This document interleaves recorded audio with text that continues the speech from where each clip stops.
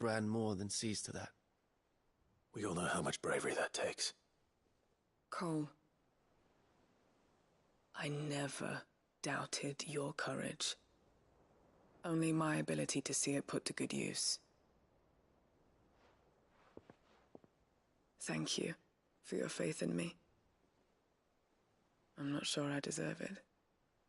I sometimes wonder if I might prefer to risk death alongside the others than ask it of them. But I'm a curse breaker. I swore an oath too. I have a role to play, and I must trust that I'm the right one to play it. You will. In time.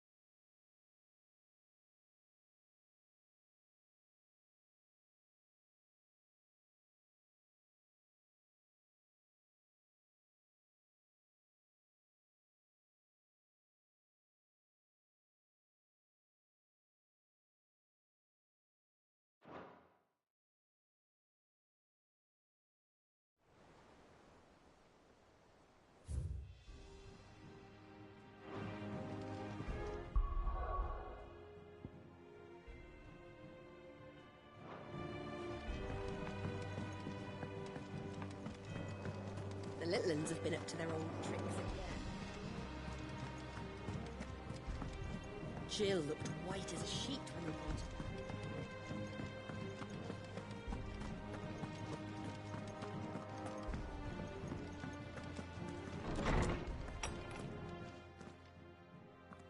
Clive, where have you been?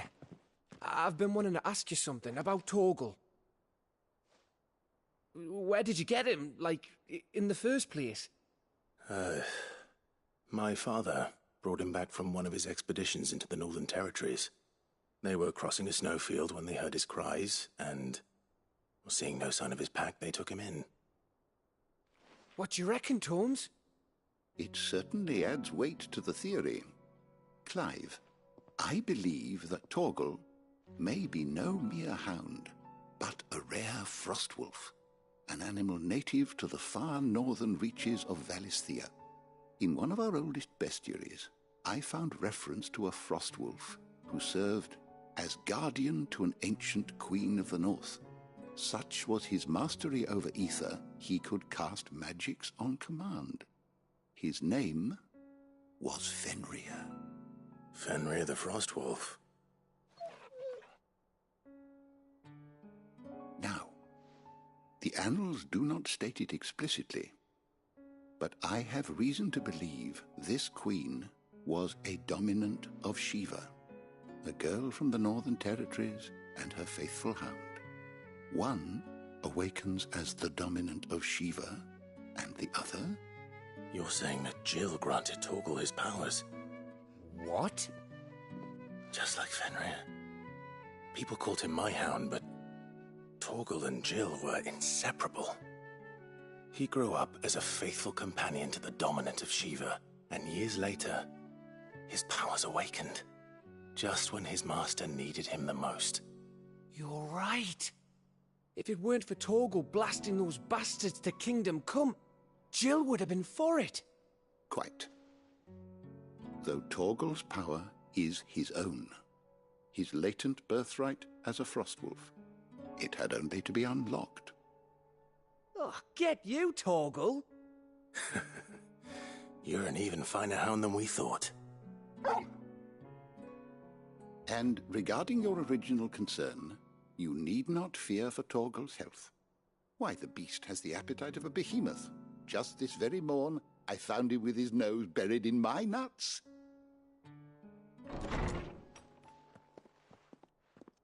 There you are! I've been looking everywhere for you. Bernard's here. I need you to introduce us so we can get to work. I shan't be a moment.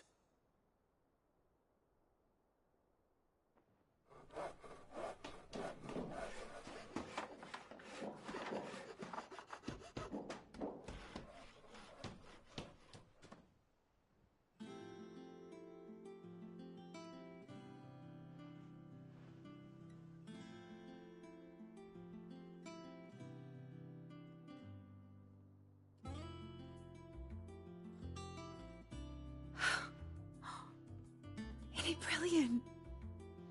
It is. Well, I couldn't have done it without you. You and everyone else. But I promise I'll pay you back. I'm gonna work my fingers to the bone for you lot.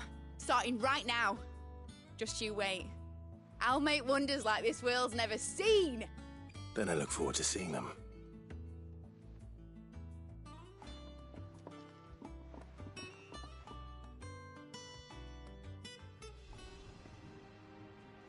Now that that's settled, I wonder if Vivian's made any progress tracking down Kupka. I wish Miss Midador would let us help her with her dungeoneering. I wonder what she's going to dungeoneer next. I think I'll wait till mid's away to take it to her. Blackthorn may be the manliest of men, but he does lack a certain tenderness.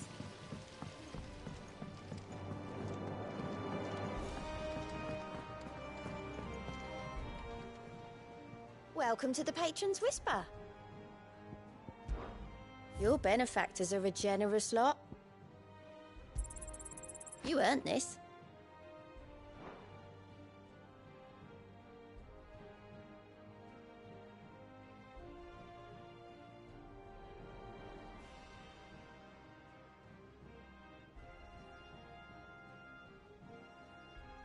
Best of luck out there, Sid.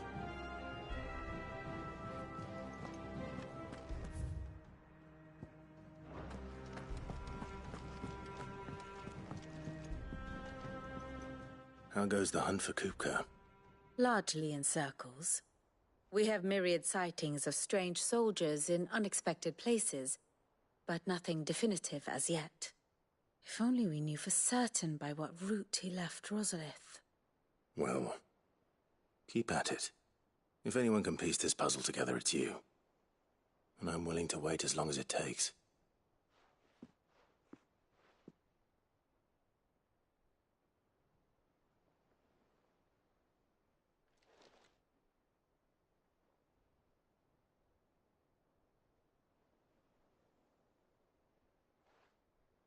What?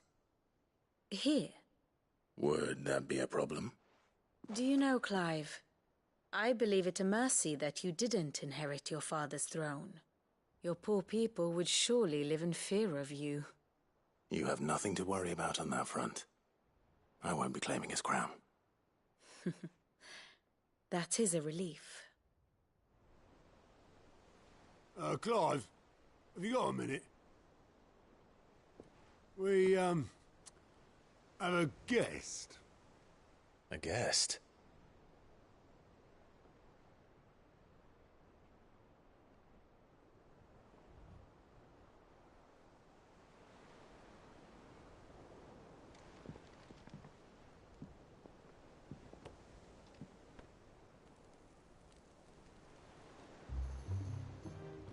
For your trouble.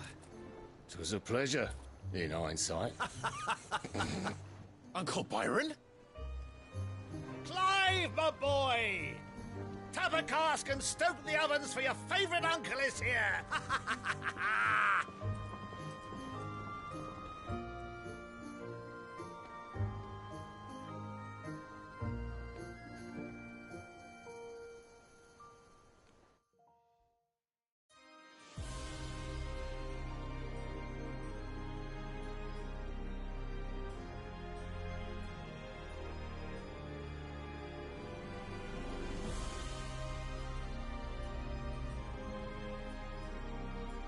The Dhalmekian government sues for peace.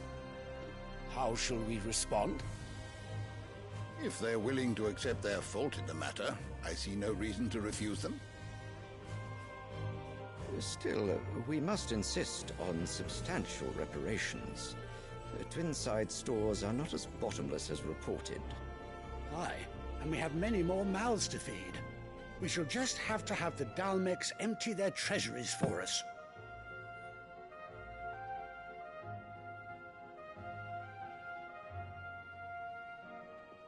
Of course, none of this would have been possible without your timely intervention, Prince Olivier. Indeed, I doubt any of us would have had the courage to trade words with the mighty Titan, nor less the wit to win him over. The Empire owes you a great debt. May the blessing of the crystals go with you, Your Highness. May the blessing of the crystals go with you. Very good.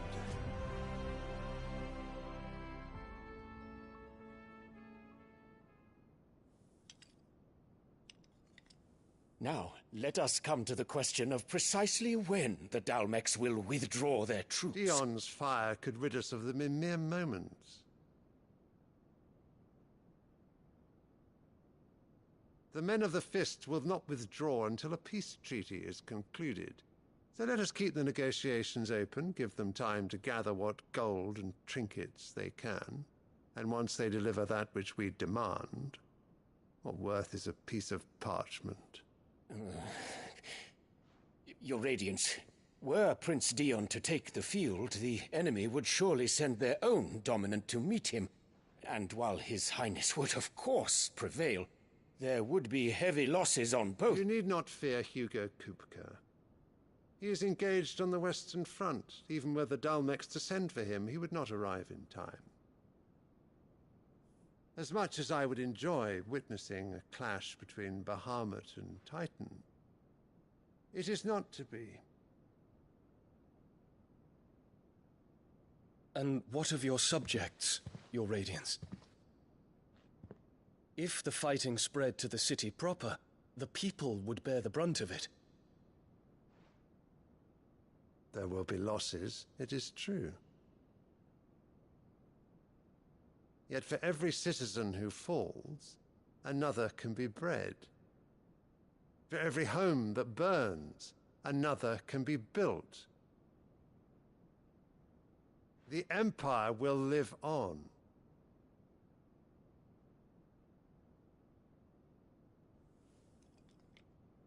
Dion? Yes, sire.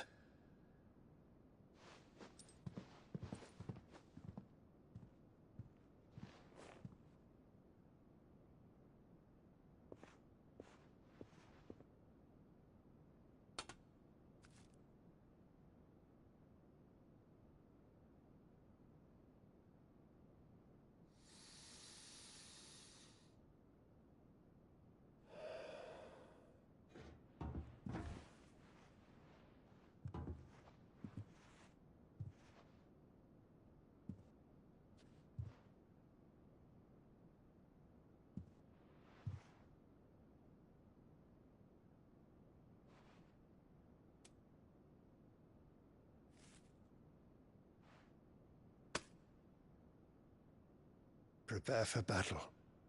But sire... Do not make me repeat myself.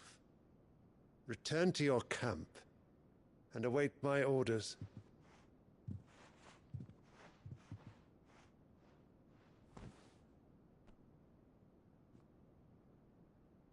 If that is your wish, Your Radiance, I shall depart at once.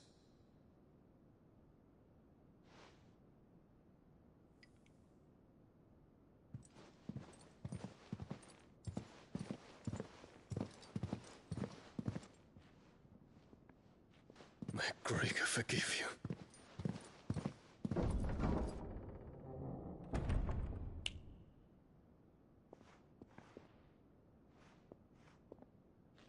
What do the astrologers augur?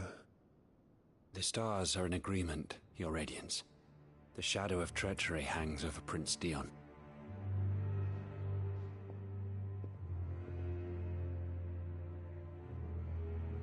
So Annabella's tales were true. You disappoint me, Dion.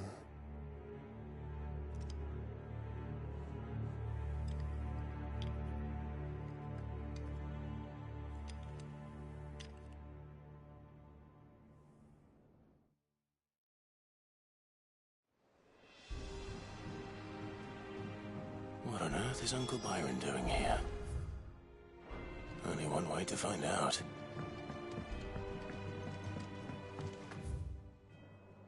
The Litlins have been up to their old... It's just one thing after another around here.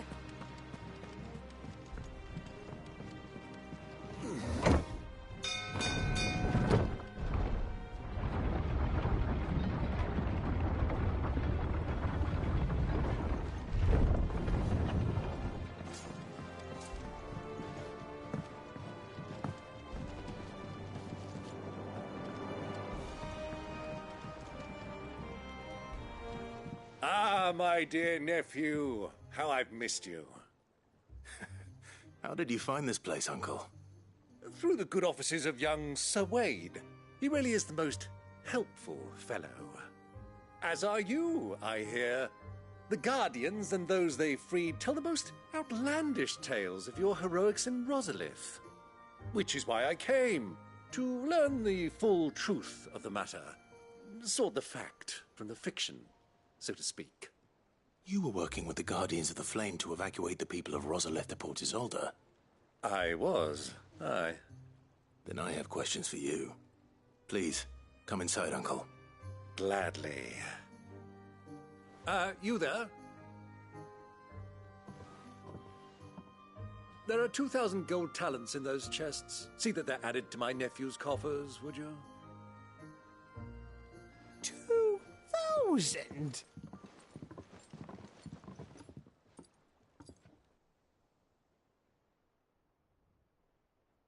And I'm afraid that is all I know. A fleet sailing south past Port Isolde. Most intriguing. Forgive me for not being able to tell you more.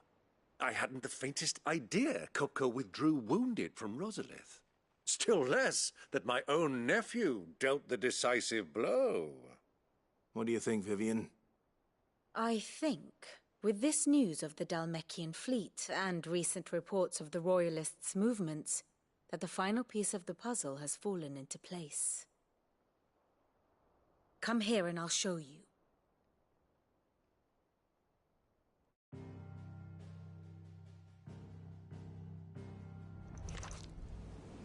It is known that Kupka's forces entered Rosaria via its unguarded coast. So can the same be said of your visitors from Waloed?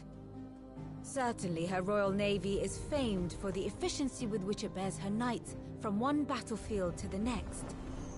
And in the Einherjar, or Black Galleon, she boasts a vessel nigh as swift and every bit as feared as the kingdom's legendary cavalry.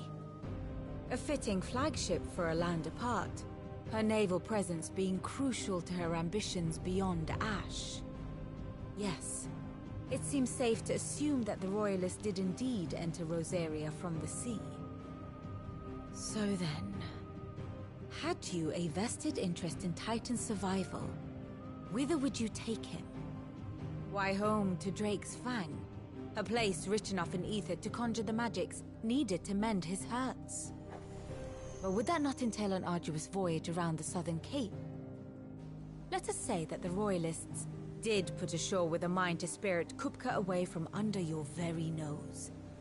Could that truly have been their plan for him? To load him aboard one of the ships flying Republican colors sighted off the coast near Port Isolde. To spend weeks at sea, being tossed hither and yon by unforgiving waves, his life hanging in the balance. No. The journey would mean Titan's death, and Kupka's faithful creatures would not allow it. So what then was the plan of our Waloed friends? Reports suggest they made not for the coast, but for the desert. And by cutting through the Velcroy, a party traveling light would have Titan back in his bed days before a galley could lurch into port. To wit, it was the Royalists, not the Republicans, who effected Hugo Kupka's safe retreat. I would stake your life on it.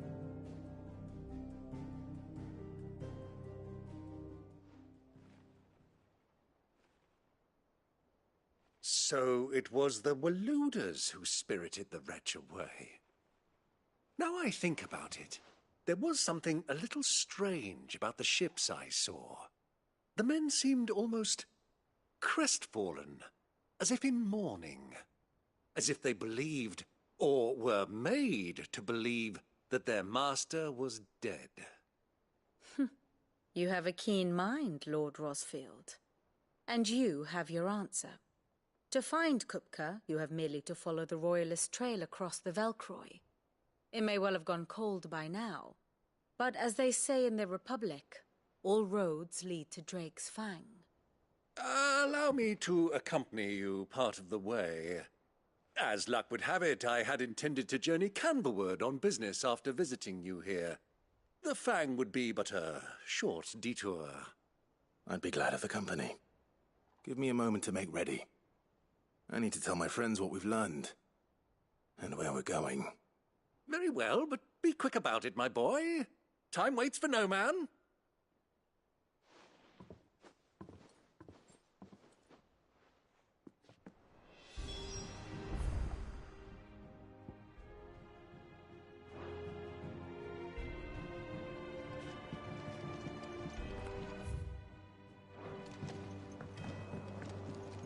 And how may I assist you today? We met under curious...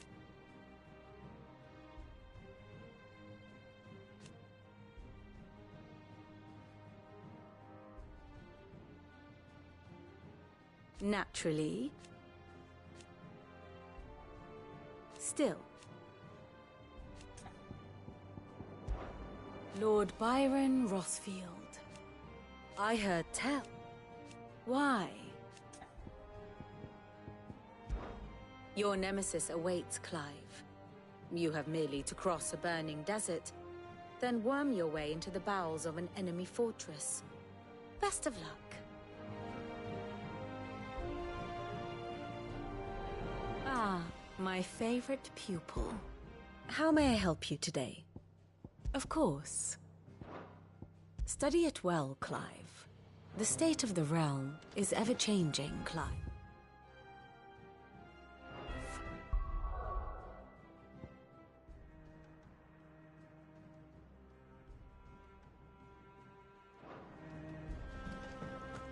Mid's finished outfitting her little workshop, I hear.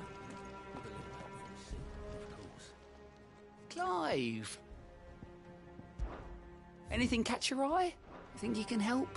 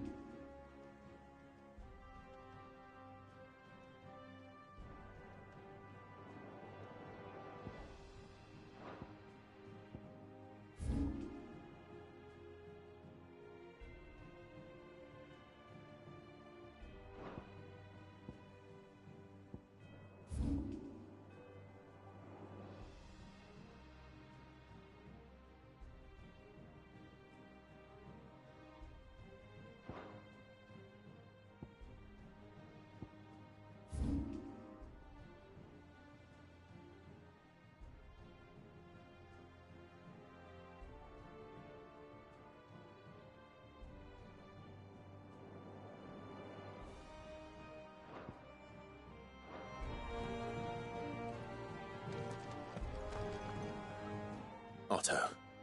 Kupka's at Drake's Fang. I'll be leaving before sunset. You're not going in there alone, are you? Don't worry. I'm not going there to destroy the Mother Crystal. All I'm after is Kupka's head. I won't risk any more than I have to. I promise. The Lanza and the Fang are all Kupka's personal fiefdom. You have any trouble on the way, you ask for Rosina Dalimil. Some call her the Desert Hare. Who is she? An old associate of Cid's, and only Cid's. All I know is the name, and that they used to meet at the Dalimil Inn. We've heard nothing from her since he died. But I'm thinking maybe the new Cid might be able to bring her back into the fold. Thanks. I'll keep that in mind. So, what about your uncle? I mean, he's welcome to stay, but... Don't look so worried. He'll be coming with me. Thank fuck for that. Gav, Otto, I'm leaving you two in charge. You can count on us.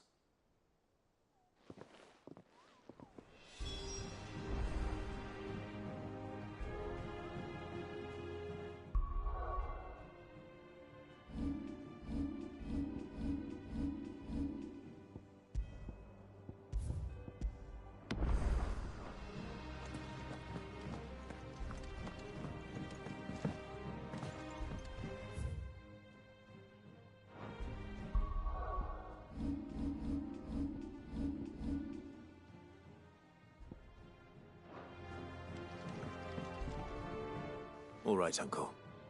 I'm ready to depart. Shall we? We shall. Come, let us away to adventure.